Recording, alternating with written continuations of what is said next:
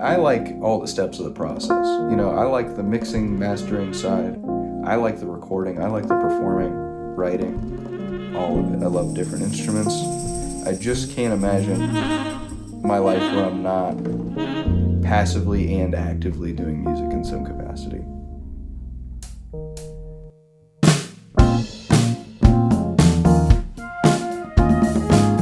I'd say it came from probably more my dad, because he was, out of my two parents, he's the only one that ever actually like played. So like my mom played like trumpet in school and choir and stuff, but my dad was like, he was in a band at one point. He was playing drums when I was a little kid. You know, my stepdad actually is the one with the musician's family. Oh, cool. Which was not the catalyst of it. The catalyst was like old rock, like classic rock. Okay. I remember it was AC/DC, Back in Black.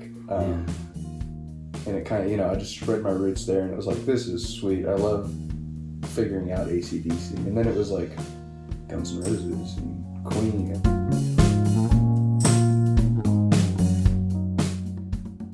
Because then around 9 is when I asked my mom, I'm like, I want to play music. Like I want to learn an instrument. Because I just knew I wanted to participate. I had asked my mom, like, can I start lessons? And she was like, what do you want to play? And I was like, piano. And she was like, piano lessons are expensive.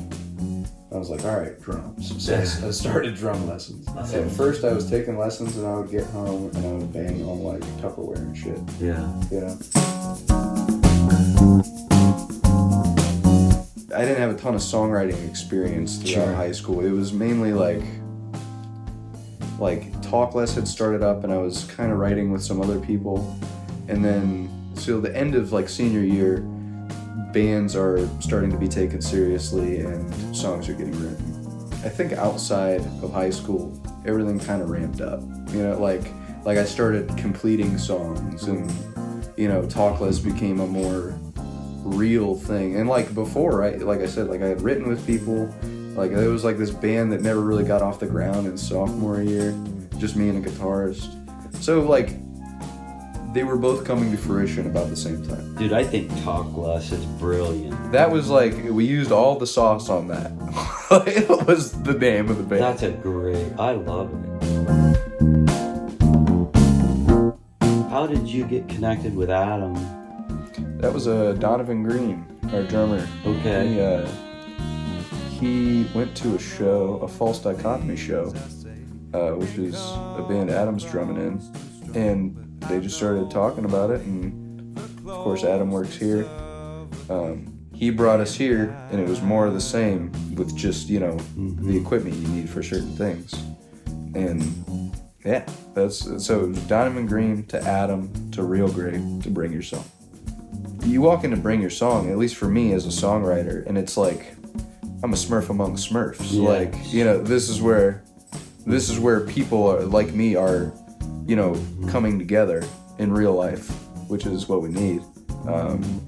Playing in front of people who like music, yeah, and also play music, yeah, but care about songwriting.